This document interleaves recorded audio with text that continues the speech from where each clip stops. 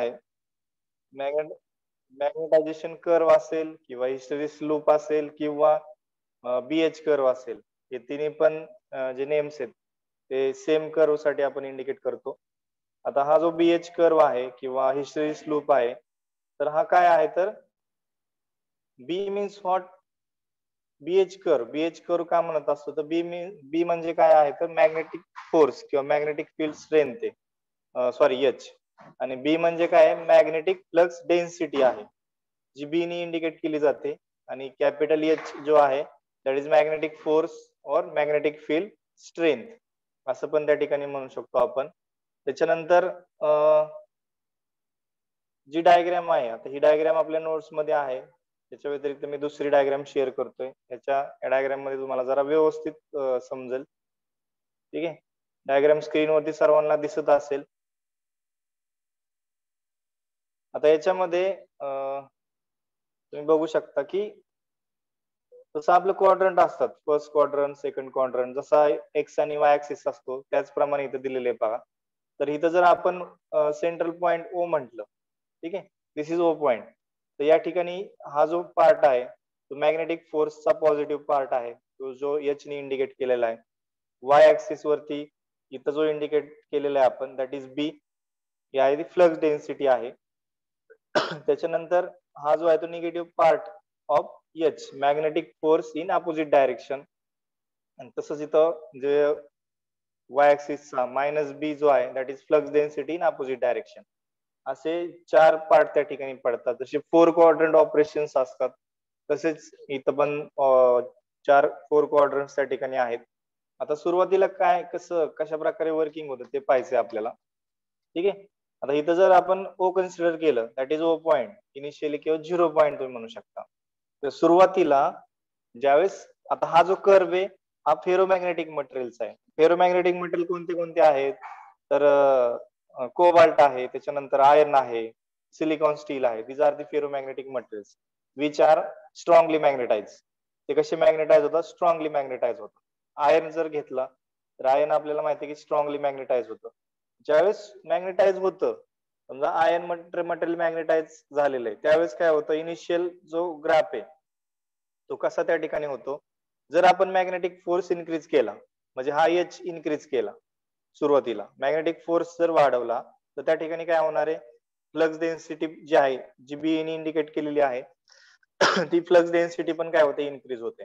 मग कशा प्रकारे इन्क्रीज होते तर ती इथं बघू शकता, ही जी डॉटेड लाईन आहे सुरुवातीची म्हणजे ओ टू ए हा जो पॉइंट आहे जिथं मी रेड मार्क केलेलं आहे that is O to A point.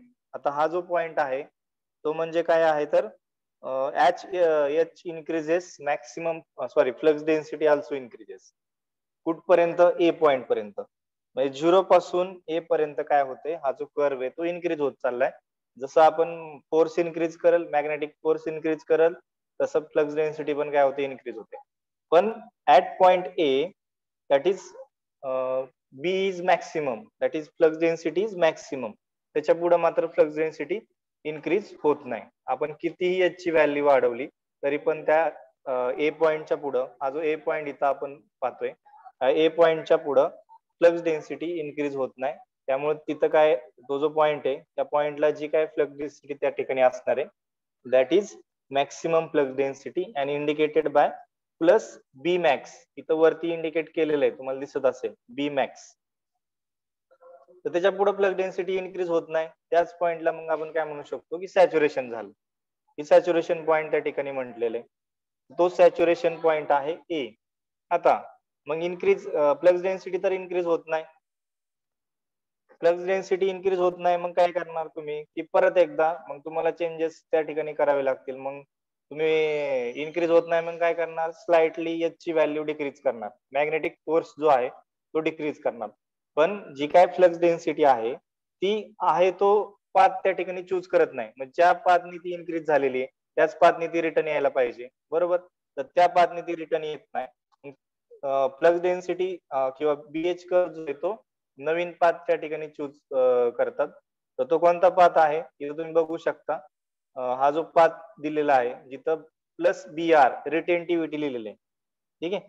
तर ह्या ए पॉइंट पासून बी पॉइंट पर्यंत त्या ठिकाणी काय होतंय, ए टू बी तुम्हाला ग्राफ मध्ये पॉइंट दिसत असतील, हा जो पॉइंट आहे ए टू बी तिथपर्यंत तो जो कर्व आहे तो काय होतोय, तो तुम्हाला हे झालेला दिसेल की ए टू बी हा जो कर्व आहे तर त्या कर्व आहे त्या पोझिशनला म्हणजे ओ पोझिशनला नाही आता ए पासून बी पोझिशन पर्यंत येतोय.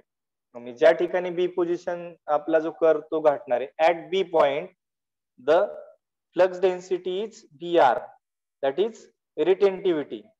ठीक आहे, किंवा तुम्ही त्याला म्हणू शकता की एक रेसिड्युअल फ्लक्स डेन्सिटी सुद्धा म्हणू शकता की त्या मटेरियल मध्ये जसं रेसिड्युअल फ्लक्स असतात, रेसिड्युअल करंट असतो त्याप्रमाणे जे काय मटेरियल असणार आहे आपलं त्या मटेरियल मध्ये एक रेसिड्युअल फ्लक्स डेन्सिटी त्या ठिकाणी प्रेझेंट असणार आहे जी बी आर ने इंडिकेट केली जाते. आर मीन्स रिटेंटिव्हिटी सुद्धा म्हणू शकता किंवा रेसिड्युअल फ्लक्स डेन्सिटी सुद्धा म्हणू शकता, त्या मटेरियलची स्वतःची रेसिड्युअल फ्लक्स डेन्सिटी. ठीक आहे, तर ही जी आहे आता रेसिड्युअल फ्लक्स डेन्सिटीचं एक्झाम्पल जर सांगायचं झालं तर बघा आपण सायकल वरती चाललोय, पॅडल मारत असतो त्यावेळेस सायकल पुढे जात असते, पण ज्यावेळेस आपण पॅडल मारणं बंद करतो तरी पण सायकल लगेच स्टॉप होती का, नाही होत. तर त्या सायकल मधली स्वतःचा जो फोर्स असतो तो काय होतो, तो फोर्स त्या सायकलला पुढे पुढे नेत असतो. ठीक आहे, जरी पॅडल मारायचे बंद केले तर ती सायकल एका ठराविक वेळेपर्यंत तशीच रन होत राहते आणि नंतर त्या ठिकाणी काय होते, स्टॉप होते. दॅट इज रिटेंटिव्हिटी और residual flux density in that material. तर ज्या ठिकाणी बी पॉइंट आहे तिथे तुम्हाला बी आर ची व्हॅल्यू भेटेल, that is residual flux density और retentivity. At B point the value of magnetizing force is 0. आता ह्या बी पॉइंटला तुम्ही जर बघितलं तर एच ची व्हॅल्यू किती आहे, 0 आहे. बी ची व्हॅल्यू बी आर आहे पण एच ची व्हॅल्यू मॅग्नेटिक फोर्सची व्हॅल्यू किती आहे, 0 आहे.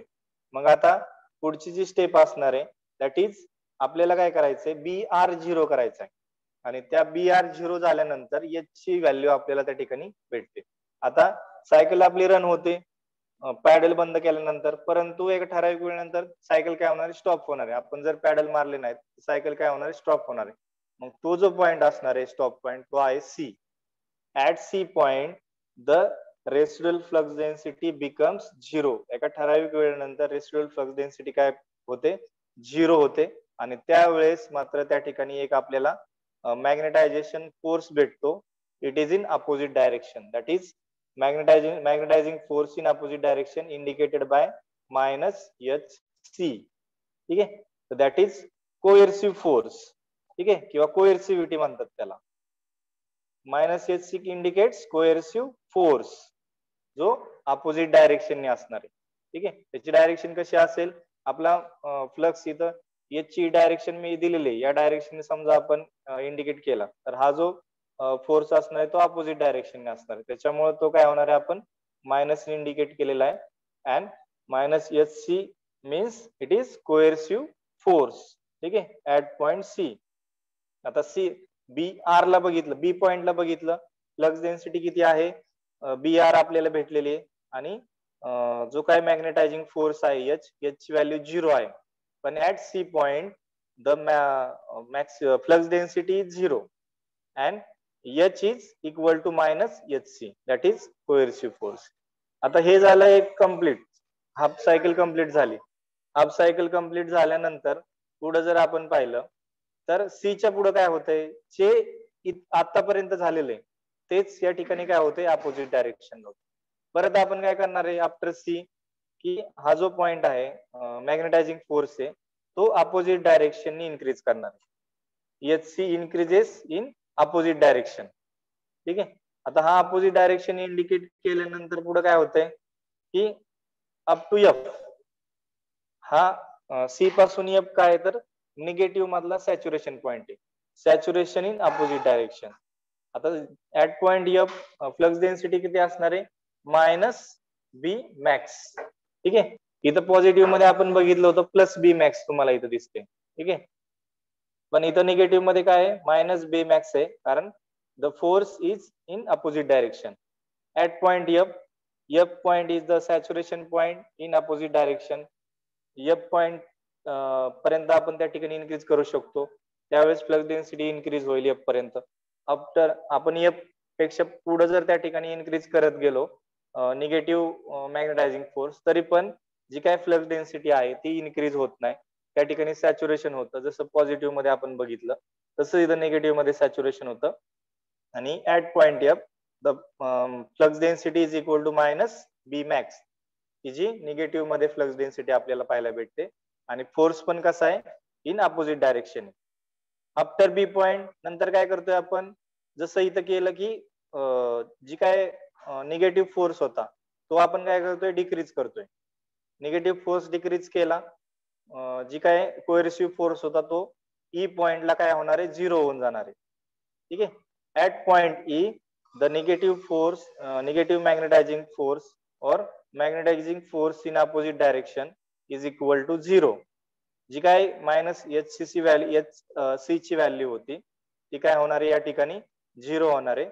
आणि ऍट पॉइंट ई आपल्याला जी काय फ्लक्स डेन्सिटी त्या ठिकाणी भेटणार आहे, it is minus B R, that is retentivity, it is in opposite direction. जशी पॉझिटिव्ह मध्ये भेटली होती at point B plus B R, तशी ऍट पॉइंट ई ला काय भेटणार आहे आपल्याला, मायनस बी आर भेटणार आहे. दॅट इज रिटेंटिव्हिटी और रेसिड्युअल फ्लक्स डेन्सिटी. स्वतः त्या मटेरियल मधली स्वतःची जी काय फ्लक्स डेन्सिटी असेल ती आपल्याला त्या ठिकाणी भेटणार आहे ऍट पॉइंट ई. आणि ई पॉइंटला जो काय कोएर्सिव्ह फोर्स असेल, मॅग्नेटायझिंग फोर्स असेल की जो अपोजिट डायरेक्शन आहे तो त्या ठिकाणी झिरो होऊन जाणार आहे. आता आपल्याला काय करायचं आहे, तर जो काय बी आर आपल्याला भेटलाय, रेसिड्युअल फ्लक्स डेन्सिटी, ती झिरो करायची. त्यावेळेस आपल्याला काय करायला लागणार आहे, तर एच परत एकदा त्या ठिकाणी इन्क्रीज करावं लागेल. ऍट पॉइंट डी आपल्याला काय, ऍट पॉइंट डी ला काय भेटणार आहे आपल्याला, तर एच सी जो काय मॅग्नेटायझिंग फोर्स असेल तो प्लस एच सी भेटणार आहे, कोएर्सिव्ह फोर्स. आणि at point D the flux density zero, B is equal to zero, आणि magnetizing force is equal to plus H C, that is coercive force. After point B पुन्हा आता इथे एक बी H curve complete झालेला आहे. आता परत काय करणार आपण, एच इन्क्रीज करणार. एच इन्क्रीज केल्यानंतर पुन्हा एकदा काय होणार, बी पण इन्क्रीज होणार, फ्लक्स डेन्सिटी इन्क्रीज होणार. आणि ऍट पॉइंट ए परत एकदा सॅच्युरेशन पॉइंटला आपण जाणार. आणि त्या ठिकाणी समजा ए पॉइंटच्या पुढे आपण फोर्स जरी वाढवला तरी पण मॅक्सिमम फ्लक्स डेन्सिटी वाढणार नाही. पुन्हा एकदा सॅच्युरेशन होणार आणि पुन्हा एकदा आपण फोर्स डिक्रीज करणार आणि परत आहे तो पाथ, तो जो कर्व आहे तो त्या ठिकाणी चूज करणार. तर या प्रकारे दिस इज द हिस्टेरिसिस लूप. त्याचा शेप जर बघितला तर तुम्हाला हिस्टेरिसिस कर्व जो आहे आपला, की जो आपण ग्राफिक्स मध्ये युज करत असतो, हिस्टेरिसिस कर्व लाईक दॅट त्याचा शेप आपल्याला पाहायला भेटतो, म्हणून त्याला हिस्टेरिसिस लूप म्हणतात किंवा मॅग्नेटायझेशन कर्व म्हणतात. मॅग्नेटायझेशन कर्व का म्हणायचं, तर जे काय मटेरियल आहे ते फुल्ली मॅग्नेटाइज होतं आणि डिमॅग्नेटाइज होतं, म्हणून त्याला मॅग्नेटायझेशन कर्व म्हणतात. आणि दुसरं पण काय आहे तर बीएच कर्व. बीएच कर्व काय म्हणतात, तर it is the plot of plot in between magnetizing force that is H and flux density that is B, म्हणून त्याला त्या ठिकाणी काय म्हटलं जातं, बीएच कर्व म्हटलं जातं. ठीक आहे. आता हा जो कर्व आहे तो एक्झॅक्ट आपल्याला फेरोमॅग्नेटिक मटेरियल मध्ये हिस्टेरिसिस लूप सारखा पाहायला भेटतो, म्हणून त्याला त्या ठिकाणी बीएच कर्व म्हटलं जातं. पण ह्याच्या व्यतिरिक्त जर आपण पाहायला गेलो, दुसरे जे मटेरियल आहेत, मग तुमचे बाकीचे मटेरियल पण असतात, तर त्या ठिकाणी हा जो कर्व आहे तो आपल्याला बीएच कर्व सारखा त्या ठिकाणी पाहायला भेटत नाही. तुमच्या स्क्रीनवरती दिसत असेल की एका ठराविक मटेरियलचे कर्व दिलेले आहेत. ठीक आहे. आता इथं स्क्रीनवरती तुम्हाला दिसेल की हिस्टेरिसिस लूप जो आहे तो आपण कशाचा बघतोय, सिलिकॉन स्टीलचा बघतोय. दिसतोय स्क्रीनवरती सर्वांना. तर हा जो कर्व आहे तो सिलिकॉन स्टीलचा आहे. तर तो कशा प्रकारे पाहायला भेटतो, त्याची जी लेंथ आहे, आता सिलिकॉन स्टील जरी म्हटलं आपण तर इट इज फेरोमॅग्नेटिक मटेरियल. ठीक आहे. these are the silicon steel, iron or cobalt, these are the ferromagnetic materials which are strongly magnetized. त्याच्यामुळे ह्याचा जो शेप आहे तो पण आपल्याला कसा भेटणार आहे, as like a hysteresis loop. ठीक आहे. तर हिस्टेरिसिस लूप सारखा हा जो शेप आहे तो आपल्याला पाहायला भेटतो, म्हणून एक प्रॉपर हिस्टेरिसिस ग्राफ आपल्याला या ठिकाणी पाहायला भेटतो. आता याच्या व्यतिरिक्त तुम्ही सॉफ्ट आयर्नचा जर ग्राफ घेतला, ठीक आहे, तर सॉफ्ट आयर्न मध्ये हिस्टेरिसिस लूप प्रॉपर भेटत नाही, जसं आपण आता बघितला. तर त्याची जी ही आहे म्हणजे साईज आहे ती थोडीशी इन्क्रीज झालेली आपल्याला पाहायला भेटते as compare to silicon steel. कारण सिलिकॉन स्टील हे जे मटेरियल आहे ते मात्र फेरोमॅग्नेटिक मटेरियल आहे की ते स्ट्रॉंगली मॅग्नेटाइज होतं. सॉफ्ट आयन जर बघितलं ते वीकली मॅग्नेटाइज होतं. त्याच्यामुळे ह्या दोन ग्राफ मध्ये तुम्हाला फरक पाहायला भेटेल की शेप जो आहे तो सिलिकॉन हाय सिलिकॉन स्टीलचा जो शेप आहे ग्राफचा is exact like a हिस्टेरिस loop, but soft ion हिस्टेरिस loop is more thicker than the silicon steel. त्याची जी जाडी जर तुम्ही बघितली किंवा साईज जर बघितली तर थोडीशी आपल्याला त्या ठिकाणी डायव्हर्ट झालेली चेंज झालेली दिसेल. प्रॉपर हिस्टेरिस लूप सारखी त्या ठिकाणी दिसणार नाही. तर हे ड्रॉ करायला विचारतात मला हाय सिलिकॉन स्टील आणि सॉफ्ट आयनचा ग्राफ, तो व्यवस्थित पाहून घ्या. त्याच्यानंतर दुसरा जे काय पॅरामॅग्नेटिक मटेरियल आहेत, सॉरी डायमॅग्नेटिक मटेरियल की जे मॅग्नेटाइज होत नाही, मग कॉपर आहे, वूड आहे, त्याचा जर ग्राफ तुम्ही जर बघितला तर तुम्हाला स्ट्रेट लाईन दिसेल. ठीक आहे, बीएच कर्व सारखा दिसणार नाही.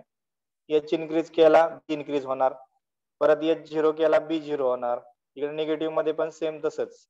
त्यामुळे ती तुम्हाला काय होणार, एक स्ट्रेट लाईनचा जो ग्राफ आहे तो आपल्याला तुम्हाला पाहायला भेटेल. म्हणजे B is directly proportional to H.